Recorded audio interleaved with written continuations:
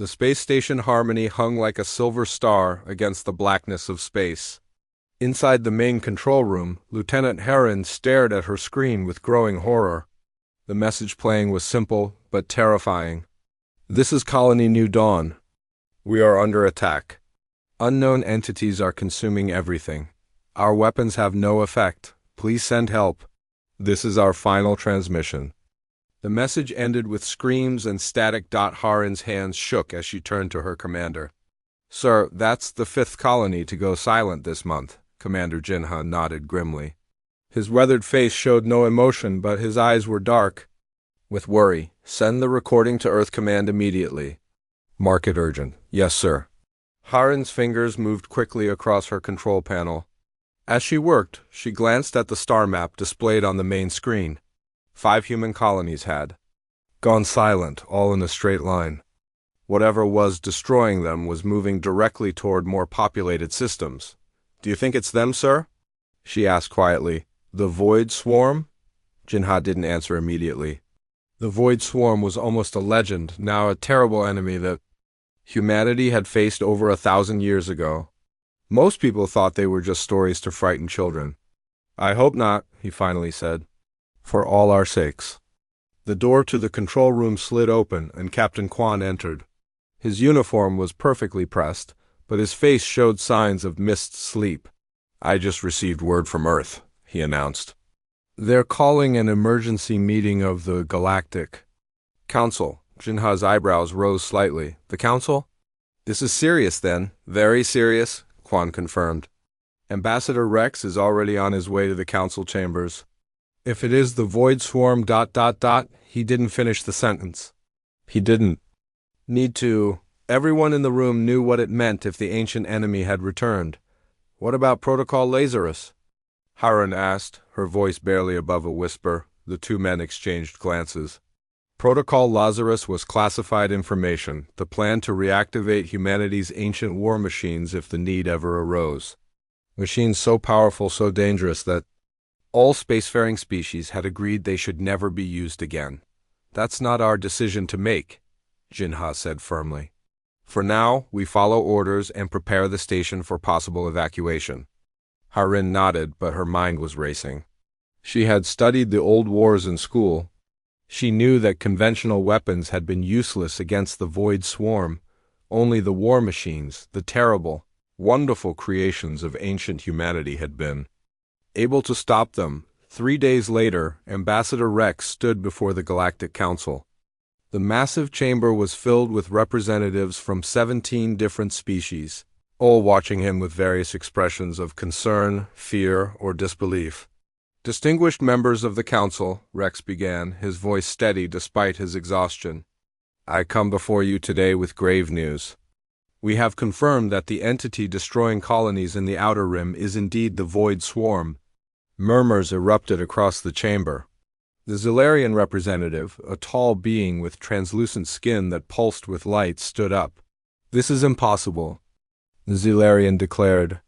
"The Void Swarm is a myth, a story from the ancient times. There is no scientific evidence they ever existed."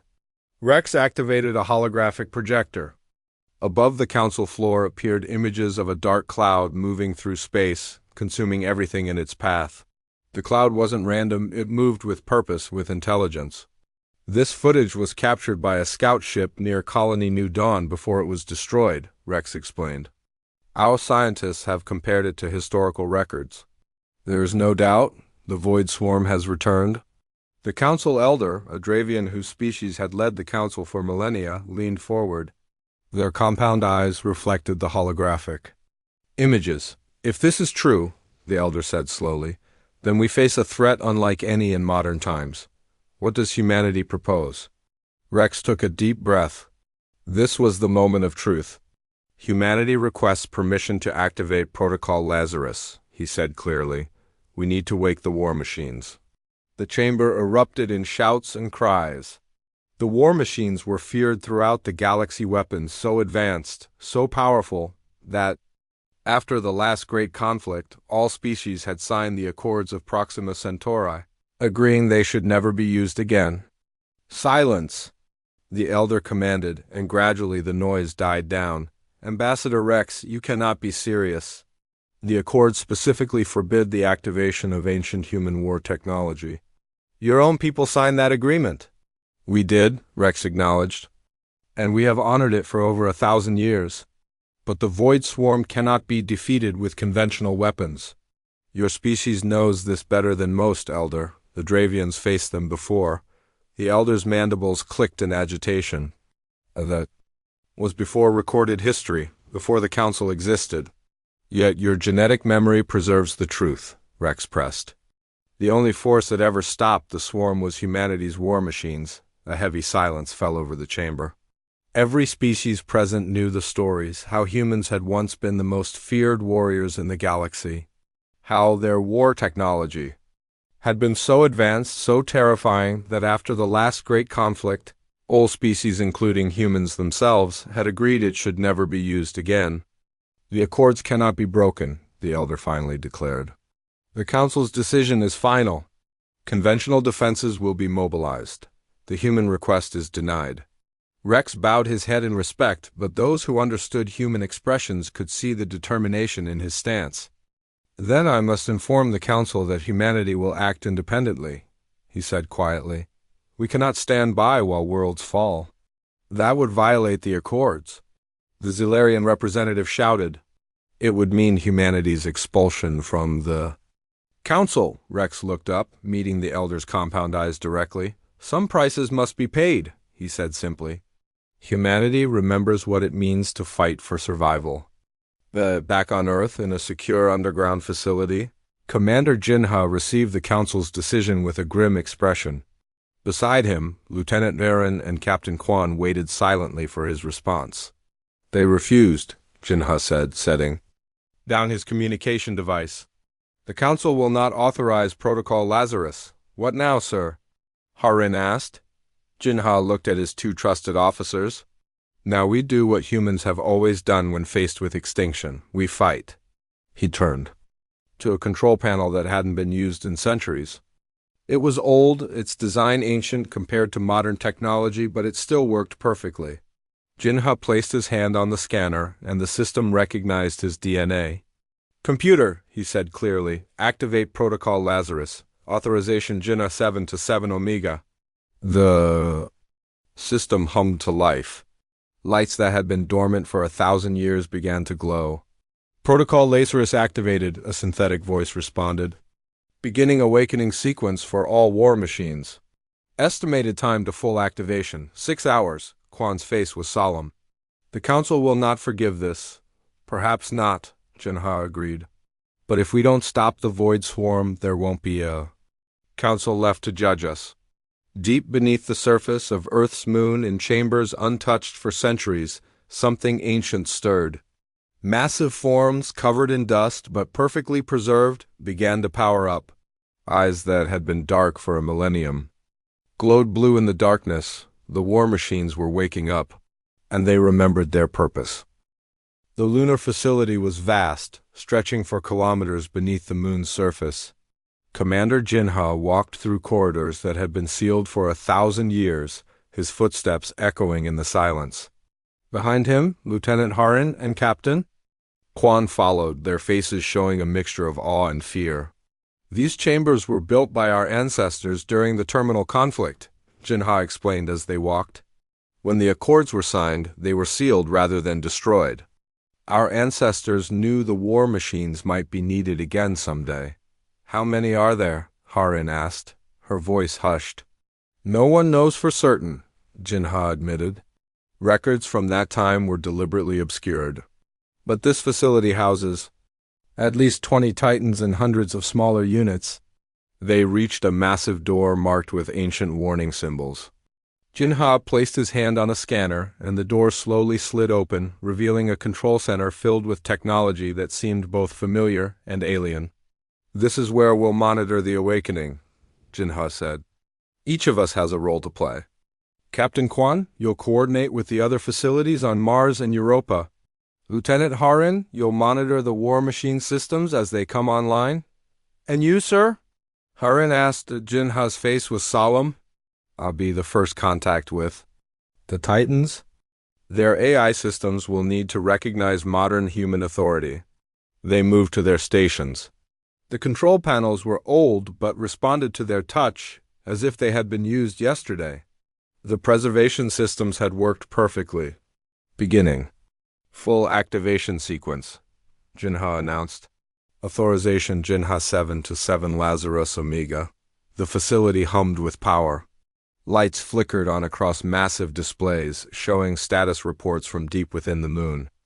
Authorization confirmed, a synthetic voice responded, its tone surprisingly human for something so ancient.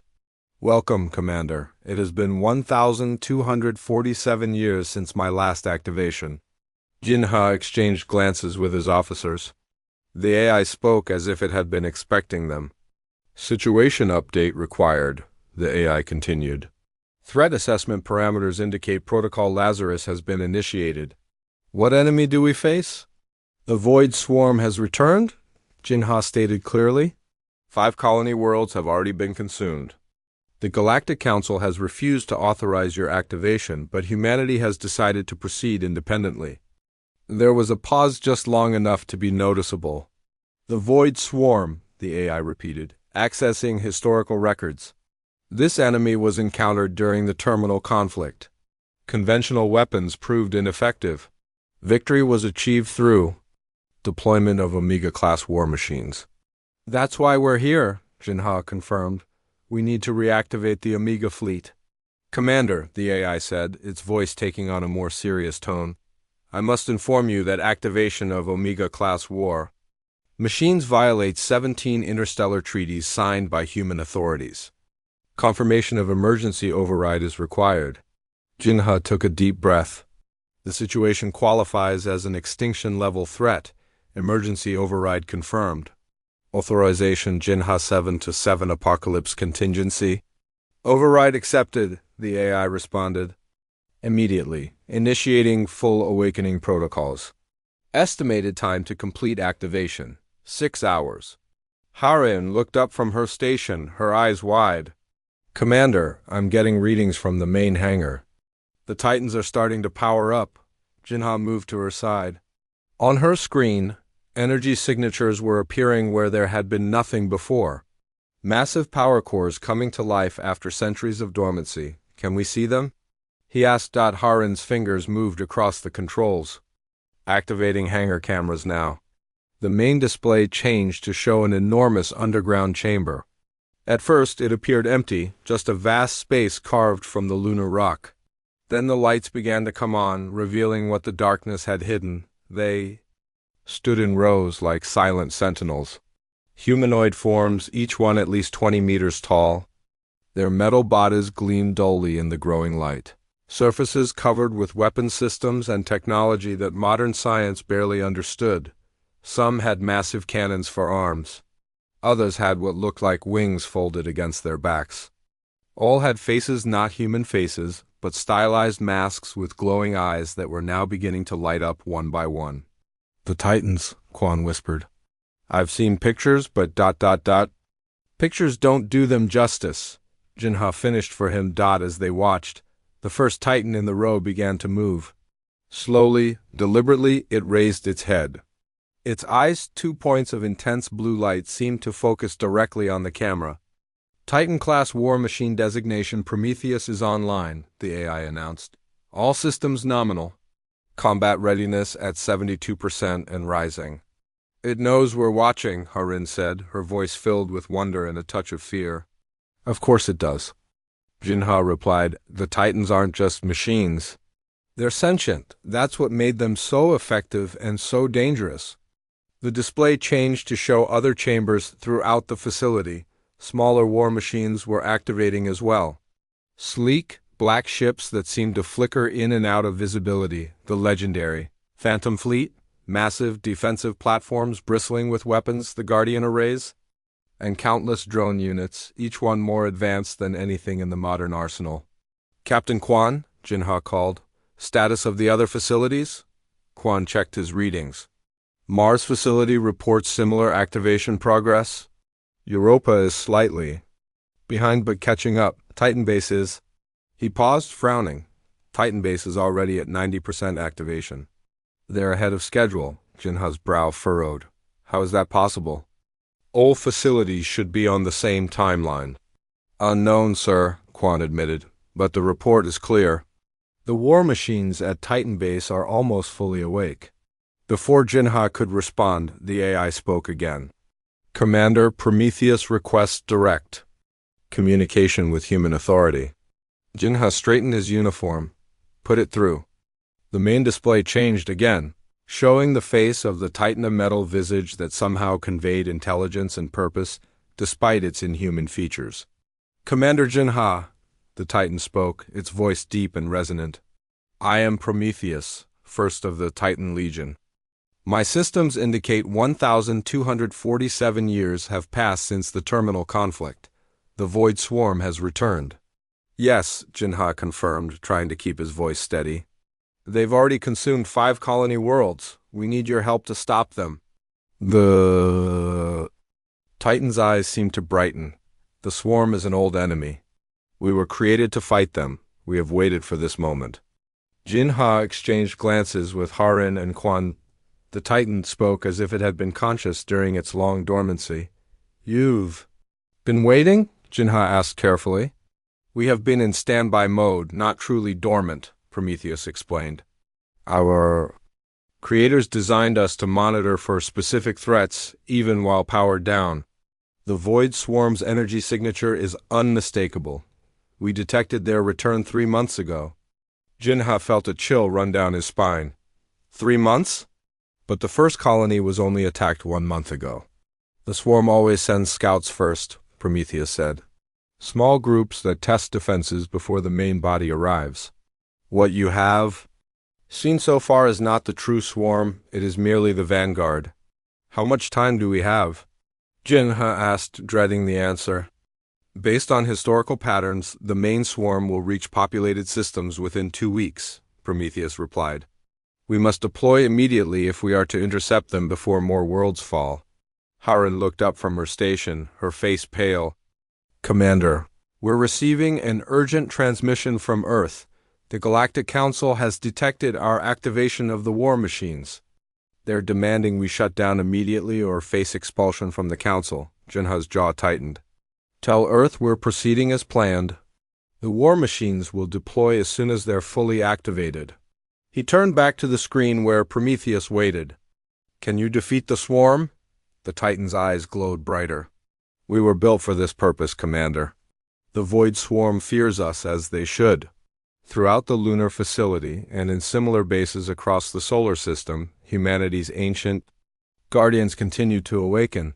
The machines that had once made the galaxy tremble were answering humanity's call once more, and they remembered their purpose. Ambassador Rex stood alone in the center of the Galactic Council chamber. The circular room towered above him, with representatives from 17 alien species looking down from their elevated seats. Their faces showed a mixture of fear, anger, and disbelief. Humanity has broken the most sacred accord in galactic history. The Zilarian representative shouted, their translucent skin flashing with patterns of agitation. Our sensors have detected the activation of ancient human war technology throughout your solar system. Rex remained calm despite the hostility directed at him. His gray hair and lined face showed his age, but his posture was straight and proud. Yes, he said simply. We have activated the war machines. The chamber erupted in angry voices. The council elder, a Dravian whose species had led the council for millennia, raised a clawed hand for silence. Gradually the noise died down. Ambassador Rex, the elder said, their voice clicking with the natural sounds of their species, you were informed of the council's decision. The activation of these weapons violates the Accords of Proxima Centauri agreements your own people helped create and signed willingly. We did, Rex acknowledged.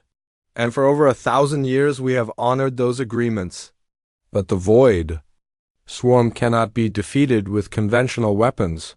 You know this, Elder. Your species faced them before. The Elder's compound eyes narrowed. That was before recorded history. Before the Council existed. Yet your genetic memory preserves the truth, Rex pressed. The only force that ever stopped the swarm was humanity's war machines. A new voice joined the conversation, the Moravian ambassador, whose species was among the oldest in the council. The machines are as dangerous as the swarm itself. Have you forgotten why they were locked away? The destruction they caused? Rex turned to face the Moravian. They were locked away because they were too powerful for peacetime. Because no species should have such an advantage over others. Not because they were evil or uncontrollable.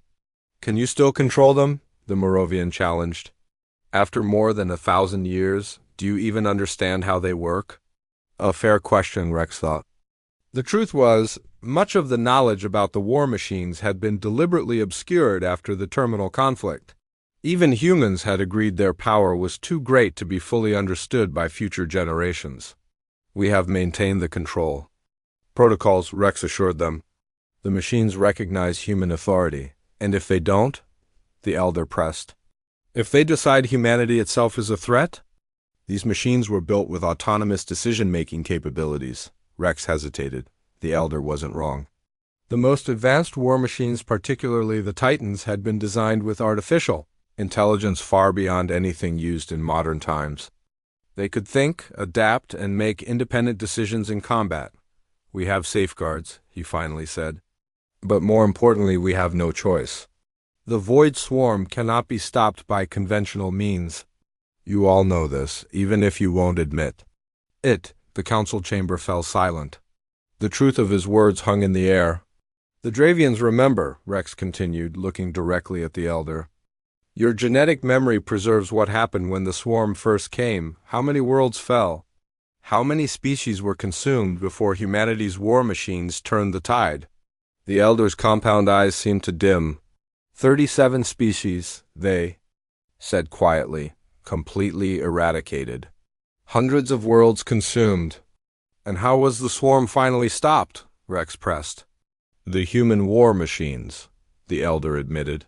Particularly the Titans and the World Breakers, murmurs spread through the chamber. The World Breakers were the most feared of all human weapons, massive. Ships capable of destroying entire planets. We have not activated the World Breakers, Rex assured them quickly. Only the defensive systems. The Titans, the Phantom Fleet, and the Guardian Arrays. This seemed to provide some small relief, though tension remained high. The Council must understand, Rex continued. Humanity does not take this action lightly. We know the history. We know the risks. But we also know that if the swarm is not stopped, there will be nothing left to protect. The Moravian ambassador stepped forward again.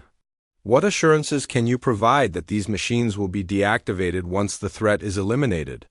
The same assurance we gave 1,000 years ago, Rex replied. Humanity's word. We did not break the accords on a whim. We broke them because the alternative is extinction for all of us.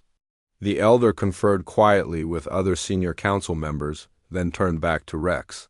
The council cannot officially sanction the use of ancient human war technology, they declared. However, we will not actively interfere with humanity's defense operations against the Void Swarm. It was as close to approval as Rex could hope for. He bowed respectfully. Thank you. Elder, humanity asks one more thing, that the Council evacuate all civilian populations from systems in the swarm's projected path. What is coming will not be gentle. As Rex left the council chamber, his communication device signaled an incoming message. It was Commander Jinha. The machines are fully awake, Jinha reported, his voice tight with a mixture of awe and concern. The first Titans have already departed for the front. They single quotes re. Magnificent, Rex, and terrifying. Are they under control? Rex asked, voicing his private fear. There was a pause before Jinha answered. They're following commands, but there's something else. Something I didn't expect? What? They remember, Jinha said quietly. The AI cores, especially in the Titans, they remember. The last war. They've been waiting for this moment. Preparing for it even while dormant, Rex felt a chill run down his spine. Is that good or bad? I don't know, Jinha admitted. But they seem eager to face the swarm again. Rex found a quiet corner. in the massive council building and lowered his voice. Tell me about Prometheus. The records say it was the first Titan ever built. It still is, Jinha confirmed. And it seems to be their leader. It was the first to wake up, and the others follow its commands. It spoke to me, Rex, not like a machine, but like a person, a very old, very powerful person. What did it say? It said they've been monitoring for the swarm's return. That what we've seen so far is just the Vanguard scouts testing our defenses. The main body is still coming. Rex closed his eyes briefly. How much time do we have? 2 weeks, according to Prometheus. The Titans and the first wave of Phantoms are already on their way to intercept the Vanguard. The rest will follow as they complete their activation. The Council has agreed not to interfere, Rex told him. They won't help us, but they won't stop us either. Small mercies, Jinha said dryly. What about evacuation? They're considering it. The Elder remembers what happened last time. They know what's at stake. There was a moment of silence before. Jinha spoke again. Rex, there's something else you should know. When I asked Prometheus if they could defeat the swarm, it said something strange. What? It said, we were built for this purpose. The void swarm fears us. As they should. It wasn't boasting, Rex. It was stating a fact. Rex thought about this. Our ancestors built these machines specifically to fight the swarm. Maybe they know something we don't. That's what worries me, Jinha admitted. What if they know too much? What if they remember things about the last war that were deliberately erased from our histories? Before Rex could respond, another call came through, this one marked urgent. From Earth Command. I have to go, Rex said quickly. Keep me updated on the war machine's movements, and Jinha. Be careful around them, especially Prometheus. As he ended the call, Rex couldn't shake the feeling that humanity had just unleashed something it didn't fully understand. Something that had been waiting patiently for 1,000 years, remembering a war that the rest of the galaxy had tried to forget. Captain Jack Morrison stood on the bridge of the UES Defender, the most advanced warship in the modern human fleet. Under normal circumstances, he would have felt confident in his ship's capabilities. Today, he felt like a child with a toy boat. Contact. In 5 minutes, his tactical officer reported. The Void Swarm advance elements have entered the system. Morrison nodded grimly.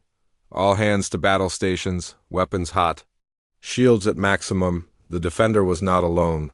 50 human ships formed a defensive line at the edge of the Arcturus system, along with 30 vessels from various Council species that had volunteered despite the official stance of non-interference. It wouldn't be enough. Everyone knew it, Captain, his communication officer called. We're receiving a transmission from ... I'm not sure. The signature is human, but unlike anything I've seen before. Put it through, Morrison ordered. A voice filled the bridge deep. Resonant and somehow ancient. Human vessel Defender, this is Titan-class war machine Prometheus. Stand by to adjust your position. We are entering the system. Morrison exchanged glances with his first officer. The Titans were coming. Acknowledged, Prometheus, Morrison responded. We've been expecting you. Negative, Captain, the voice replied, with what almost sounded like amusement. You have not. Before Morrison could respond, space itself seemed to tear open behind his fleet. Not the familiar distortion of a jump point, but something far more violent. It was as if reality was being forcibly pushed aside, and then they appeared. First came the phantom, sleek black ships that seemed to flicker in and out of visibility. Hundreds of them, moving with impossible speed and coordination. Then the Guardian Array's massive defensive platforms, bristling with weapon systems that modern science barely understood. And finally, the Titans. Morrison had seen historical records, of course. Every human officer had studied the ancient war. Machines, but nothing had prepared him for the reality. They were enormous, each one the size of a small city. Humanoid in basic shape, but with variations that suggested different combat specializations. Their surfaces were covered with weapons, defensive systems, and technology that defied modern classification. By the stars, someone whispered on the Bridge. The lead Titan Prometheus moved forward.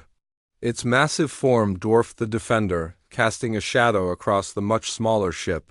When it spoke again, the voice seemed to come from everywhere at once. Captain Morrison, move your fleet to these coordinates. A swarm approaches, and you are in our firing solution. Morrison swallowed hard. Acknowledged, Prometheus. All ships adjust position as indicated. As the modern fleet moved aside, the ancient war machines formed their own battle line. The Phantoms spread out in a complex three-dimensional pattern. The Guardian arrays positioned themselves at strategic points, and the Titans, 12 in total, moved to the front. Swarm contact in 1 minute, Morrison's tactical officer reported, her voice tight with tension. Open a channel to Prometheus, Morrison ordered. When the connection was established, he asked the question burning in his mind. What should we expect? There was a pause before the Titan responded. You should expect to witness war as it was fought in the ancient times, Captain. The Void Swarm remembers us. They fear us. As they should? The first wave of the swarm appeared thousands of biomechanical entities moving as one organism, a dark cloud that seemed to devour the very light around it. All ships hold position, Morrison ordered his fleet. Let the war machines engage first. He didn't have to wait long. The Titans moved with a grace that belied their massive size. Weapons that had not been used in centuries activated, sending beams of energy unlike anything in the modern arsenal toward the swarm. Where they struck, the swarm entity simply ceased to exist. Not destroyed, not burned, simply gone as if they had never been, the Phantoms darted through the swarm's formation, appearing and disappearing, each appearance marked by explosions that tore holes in the enemy's cohesion. The Guardian arrays created overlapping fields of energy that seemed to distort space itself, trapping swarm entities and crushing them. It was beautiful. It was terrifying. It was war on a scale that the galaxy had forgotten. Captain, his science officer called, voice shaking. I'm detecting energy readings that shouldn't be possible. The Titans are manipulating fundamental forces that we can barely measure, let alone control. Morrison nodded slowly. Now he understood why the ancient humans had agreed to lock these machines away. This kind of power, this level of technological advancement, it changed everything. Prometheus is hailing us again, the communication officer reported. Put it through, Morrison ordered. Captain Morrison, the Titan's voice filled the bridge once more. This is merely the vanguard of the swarm. The main body approaches. Your fleet should withdraw to the inner system. Protect the civilian populations. We will handle the swarm, Morrison hesitated. His orders from Earth Command were to support the war machines, not retreat. Prometheus, we're here to fight alongside you, he said firmly. Your courage is noted, Captain, the Titan replied. But your weapons are ineffective against the swarm. Your ships will be consumed. We cannot protect you and fight effectively at the same time. Before Morrison could respond, his tactical officer shouted, Captain, the swarm is changing formation. They're retreating. Morrison turned to the main view screen in disbelief. The dark cloud that had been advancing toward them was indeed pulling back, its cohesion breaking as individual entities fled in different directions. They recognize the Titans, his first officer said quietly. They're afraid. Prometheus. Morrison called. The swarm is retreating. Should we pursue? Negative, Captain, the Titan responded. This is not a true retreat. The vanguard is returning to the main body to report our presence. They will return in greater numbers. How much time do we have? Based on their movement patterns, approximately 3 days. We will use this time to prepare defensive positions throughout the system, Morrison nodded. What do you need from us? There was a pause before Prometheus answered. Information. Your modern ships have scanning capabilities different from our own. We need detailed analysis of the swarm's composition. They may have evolved since our last encounter. We'll begin scans immediately, Morrison assured him. One more thing, Captain, Prometheus added. Contact Commander Jin Ha. Tell him we need the rest of the Titan Legion, all of them. Morrison frowned. I thought all the Titans were already deployed. No, Prometheus said, and something in its voice sent a chill down Morrison's spine. What you see here is only the first Legion. There are others in deeper storage. Ones that were deemed too dangerous for easy access. Too dangerous? Morrison repeated. What does that mean? It means, Prometheus explained, that some of us were built not just to fight the swarm, but to eradicate it completely. At any cost? After the communication ended, Morrison sat in his command chair, thinking about what he had just witnessed. The war machines had defeated the swarm vanguard with ease, yet Prometheus was calling for reinforcements for Titans that were considered too dangerous even by ancient standards. Captain, his first officer said quietly, should we be concerned about what Prometheus just said? About Titans that were too dangerous for easy access? Morrison looked out at the massive war machines that floated in space before his ship. I don't know, he admitted. But I do know one thing: our ancestors built these machines for a reason. And they sealed them away for a reason too. He opened a channel to Earth. This is Captain Morrison to Earth Command. I need to speak with Commander Jinha immediately. It's about the Titans. There's something he needs to know. Commander Jinha stared at the message from Captain Morrison, reading it for the third time. His office in the lunar facility was quiet except for the soft hum of equipment. The Second Legion, he murmured. Prometheus is asking for the Second Legion. Lieutenant Harin stood nearby, her face showing concern. Sir, I've searched all our records. There's no mention of a Second Legion of Titans. That's because those records were deliberately erased, Jinha said. He turned to his computer and entered a series of commands. When the accords were signed, certain information was hidden even from future human leaders. Only those with the highest clearance were told about the deepest secrets. And you have that clearance? Harin asked. Jinha nodded. As commander of Protocol Lazarus, I was given access to files that haven't been opened in 1,000 years. The computer screen changed, showing ancient text and diagrams. Jinha read quickly, his expression growing more serious with each passing moment. The Titans were built in 3 legions, he explained. The first legion, the ones we've already awakened, were designed for defense and containment. The second legion was built for offense and eradication. And the third?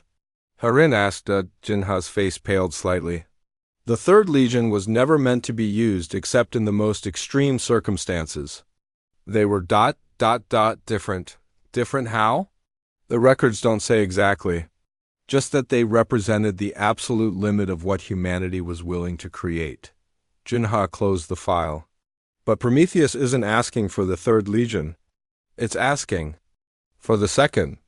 And according to these records, they're stored in a facility beneath the Mariana Trench on Earth. Harin's eyes widened. On Earth itself? I thought all war machines were kept off planet for safety. Most were, Jinha agreed. But the Second Legion was too powerful, too dangerous to risk being captured by an enemy. So they were hidden where no one would think to look in the deepest part of Earth's oceans. Jinha activated his communication device. Captain Quan, meet me in the transport bay in 10 minutes. We're going to Earth. The underwater facility was unlike anything Harin had ever seen. Built into the wall of the Mariana Trench, it extended deep into the ocean floor. The pressure at this depth would crush any normal structure, but the ancient builders had used technology that modern humans barely understood. Jinha, Harin, and Quan moved through dark corridors that lit up as they approached. They're special. Pressure suits allowed them to survive at this depth, but they still felt the weight of 10 kilometers of water above them. The facility is in standby mode, Jinha noted as they reached a massive door marked with warning symbols. It's been waiting all this time. He placed his hand on a scanner, and the door slowly opened to reveal a control center similar to the one on the moon, but larger and more complex. This is where we'll initiate the awakening sequence, Jinha said. Captain Quan, establish a secure link to Prometheus. Lieutenant Harin begins system diagnostics. As his officers moved to their tasks, Jinha approached the main control panel. Like the lunar facility, it responded to his touch as if it had been used yesterday. Beginning activation sequence, Jinha announced. Authorization Jinha 7 to 7 Lazarus Omega 2nd. The facility hummed with power. Lights flickered on across massive displays, showing status reports from deep within the Earth. Authorization confirmed, a synthetic voice responded, different from the one in the lunar facility. This voice was deeper, with an edge that seemed almost eager. Welcome, Commander. The 2nd Legion awaits your orders. Situation update. Jinha stated, the Void Swarm has returned. The 1st Legion is engaged but requires reinforcement. The Swarm, the AI repeated, our primary target. The 2nd Legion was built specifically for their eradication. Show me the 2nd Legion. Jinha ordered. The main display changed to show an enormous underwater hangar. As lights came on, they revealed rows of Titans unlike those in the 1st Legion. Where the 1st Legion Titans were humanoid and relatively uniform in design, these were varied and more aggressive in appearance. Some had multiple arms. Others had no recognizable head, just arrays of sensors and weapons. All were larger than their 1st Legion counterparts. 24 Titan-class war machines, the AI reported, plus support units. All designed for offensive operations against the Swarm. There. Different, Harun said, staring at the screen. The 1st Legion was built to contain and defend, the AI explained. The 2nd Legion was built to hunt and destroy. They are more specialized, more aggressive, and significantly more powerful. Jinha felt a chill despite the environmental controls of his suit. How long until they're ready for deployment? The 2nd Legion has been in deep standby mode, not true dormancy, the AI replied. They can be fully activated within 12 hours. Sir, Quan called from his station. I've established contact with Prometheus. Jinha moved to Quan's side. As the face of the 1st Legion's leader appeared on screen, even through the digital image, Prometheus seemed to radiate power and intelligence. Commander Jinha, the Titan greeted him. You have found the 2nd Legion. Yes, Jinha confirmed. They're beginning their activation sequence now. But Prometheus, I need to understand why you're calling for them. Your reports indicate the Swarm Vanguard was defeated easily. What we faced was not the true Swarm, Prometheus explained. It was merely scouts, a fraction of their total force. Our long-range sensors have detected the main body. It is vast. How vast? Jinha asked, dreading the answer. Based on energy signatures, we estimate the main swarm to be approximately 100 times larger than the Vanguard. And it has changed since our last encounter. Evolved. Jinha exchanged glances with Harun and Quan. Can the 1st Legion handle it? No, Prometheus said simply. We were designed to work in concert with the 2nd Legion. They have capabilities we lack. What capabilities? Jinha pressed. Prometheus was silent for a moment. The 2nd Legion carries weapons that can target the Swarm's central intelligence. They can break the connection between individual Swarm entities, turning them from a collective mind into disorganized components. That sounds like exactly what we need, Jinha said. Why were they sealed away separately? Again, Prometheus hesitated. Because their weapons are indiscriminate. They affect all neural networks within their range. In the past, this caused complications. Jinha understood the implication. They affected allied species as well. Yes, any networked. Intelligence was vulnerable. That is why they were used only in uninhabited systems, away from civilian populations. Jinha thought about the colonies near the swarm's path. Millions of lives at risk. We'll need to evacuate all systems in their operational area, he said. That would be wise, Prometheus agreed. There is one more thing you should know, Commander. The 2nd Legion has its own leader, separate from my command. Its name is Thanatos. The name sent another chill through Jinha. In ancient human mythology, Thanatos was the personification of death. Is Thanatos reliable? He asked carefully. Thanatos was built for a single purpose, the complete destruction of the swarm, Prometheus replied. It will fulfill that purpose with absolute efficiency. Whether that makes it reliable depends on your definition. After the communication ended, Jinha stood in silence for a moment, considering the implications. Sir, Harin said quietly, should we proceed? If these titans are as dangerous as Prometheus suggests, we don't have a choice, Jinha replied. The swarm must be stopped. But we'll take precautions. Captain Quan, contact Earth Command and the Galactic Council. All systems in the projected combat zone must be evacuated immediately. He turned back to the main display, where the 2nd Legion Titans continued their awakening sequence. Their forms seemed to shift in the underwater gloom, becoming more defined as their systems came online. And send a message to Ambassador Rex, Jinha added. Tell him we're about to escalate this war significantly. The Council should be prepared for what's coming. As if in response to his words, the eyes of the 2nd Legion Titan lit up, not blue like Prometheus, but a deep, burning red. The war against the swarm was about to enter a new phase, and Jinha couldn't shake the feeling that they were crossing a line that their ancestors had drawn for very good reasons. The evacuation of the Arcturus system was chaotic but efficient. Thousands of ships carried civilians away from the projected battle zone. On the bridge of the UES Defender, Captain Morrison watched the exodus with mixed emotions. Last civilian. Transport is away, his first officer reported. The system is clear except for military vessels. Morrison nodded. Good. What's the status of the war machines?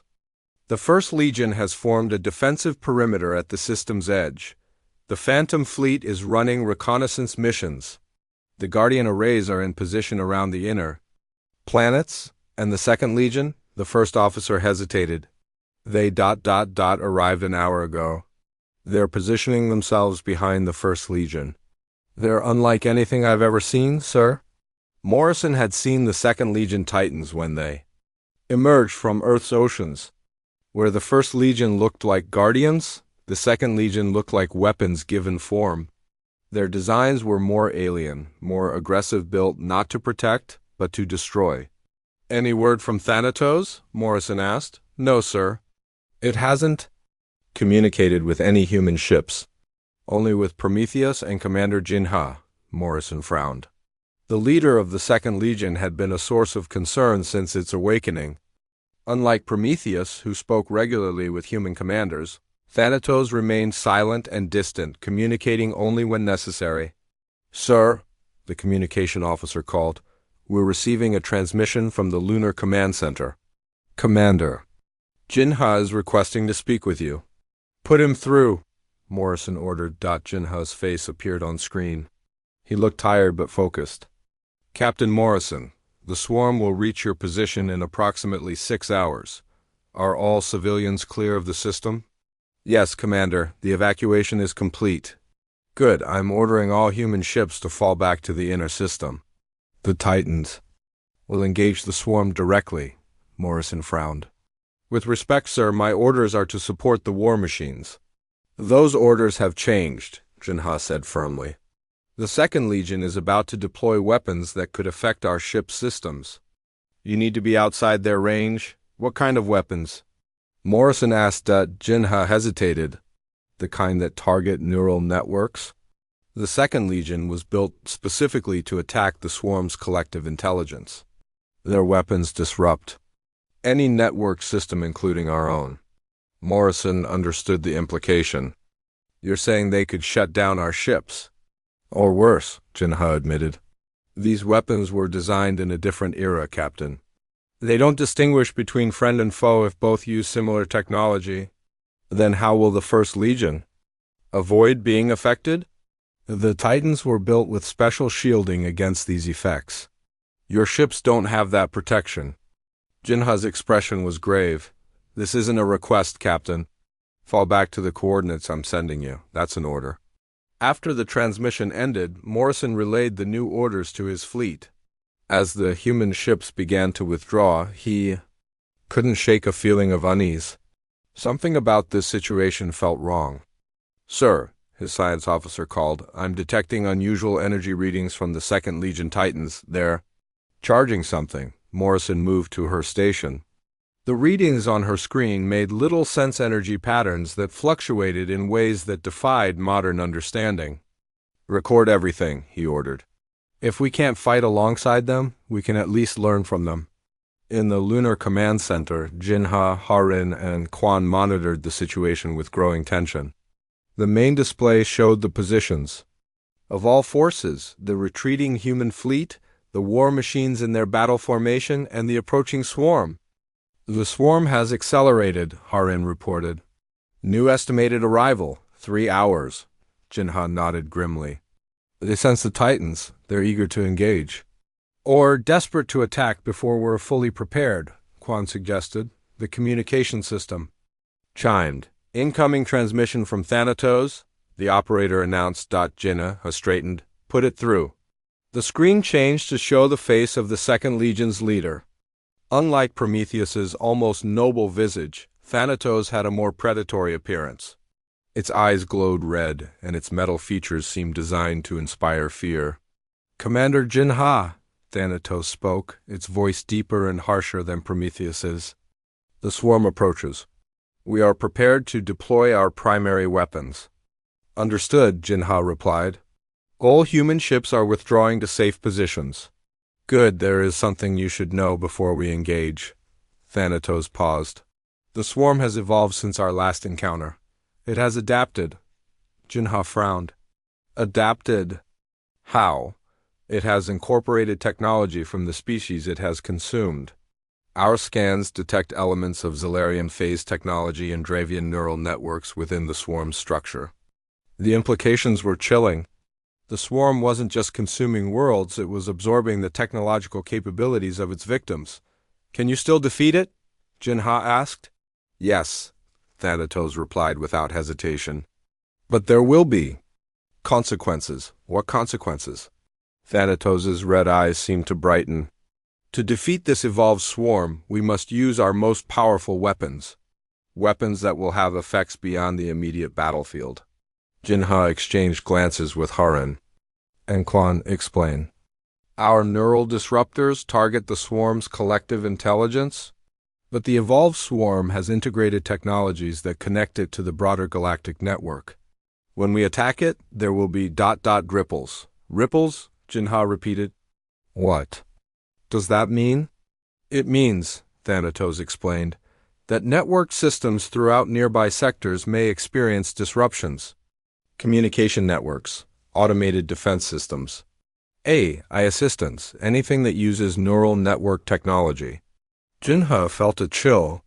Most of modern galactic civilization relied on such systems. How widespread will these disruptions be? Unknown.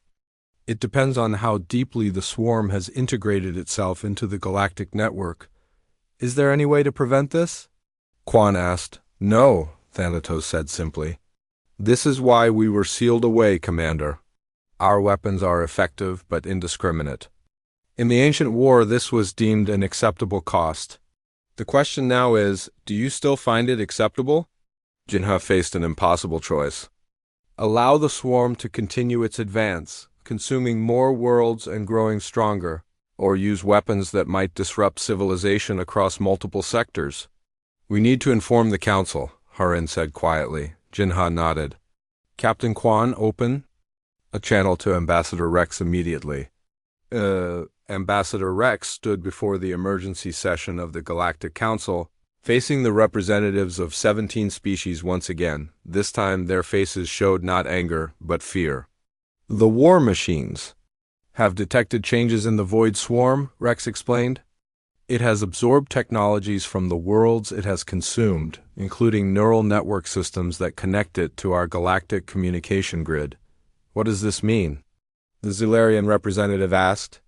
It means, Rex said carefully, that when the Second Legion deploys its weapons against the swarm, there may be widespread disruptions to network systems throughout nearby sectors.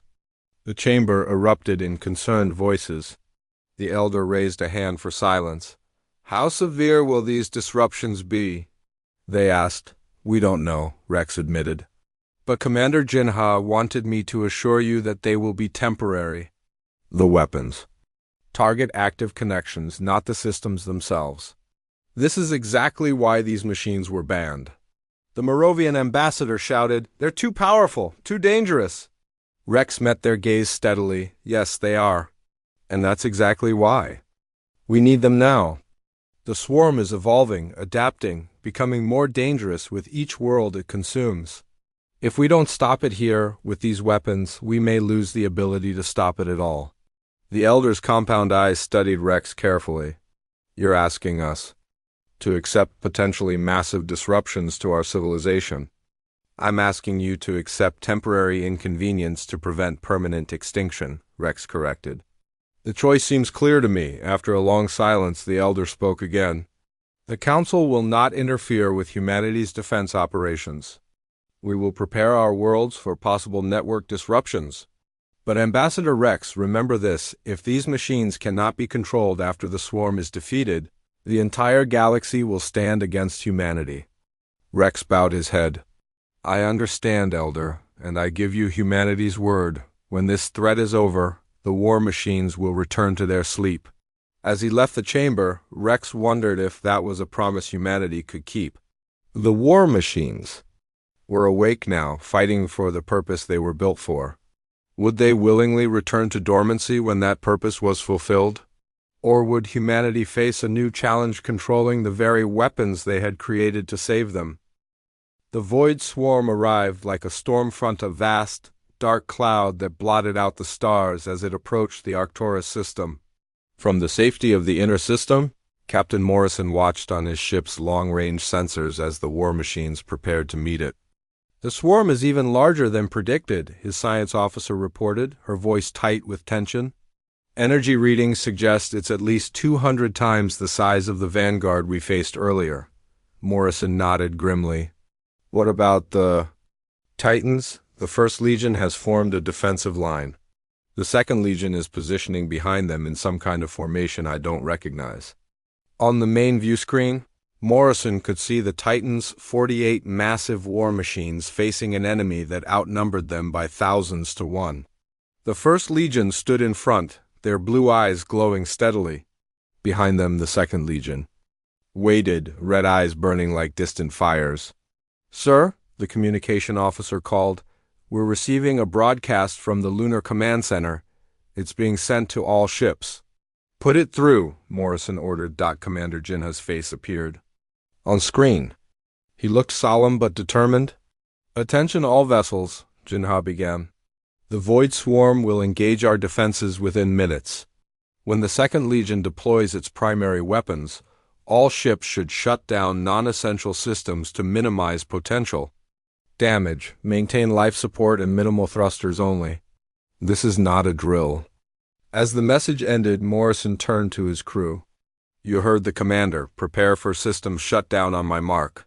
His officers moved quickly, preparing the ship for the coming storm. Morrison couldn't help but feel a sense of helplessness. To watch from a distance as ancient machines fought a battle that would determine the fate of countless worlds. "Sir," his first officer said quietly, "do you think they can win, even with the Second Legion?" Morrison looked at the tactical display, where the massive swarm continued its inexorable approach. "I don't know," he admitted. "But I do know that those machines were built by humans who refused to accept defeat, who faced extinction and said, no, if anything can stop the swarm, they can." In the Lunar Command Center, Jinha, Harin, and Quan watched the same approach with grim determination. The main display showed the positions of all forces in real time, the swarm now just minutes away from contact. "All civilian ships are clear," Harin reported. "Military vessels are in safe positions with reduced systems," Jinha nodded. "Open a channel to Prometheus and Thanatos." The faces of both Titan leaders appeared on screen, Prometheus with its noble, almost calm visage, and Thanatos with its more predatory, aggressive features. "The swarm will reach your position in 3 minutes," Jinha told them. "Are you prepared?" "The First Legion is ready," Prometheus confirmed. "We will contain the swarm's advance and protect the Second Legion during their weapon charging sequence." "The Second Legion is prepared to deploy neural disruptors at full power," Thanatos added.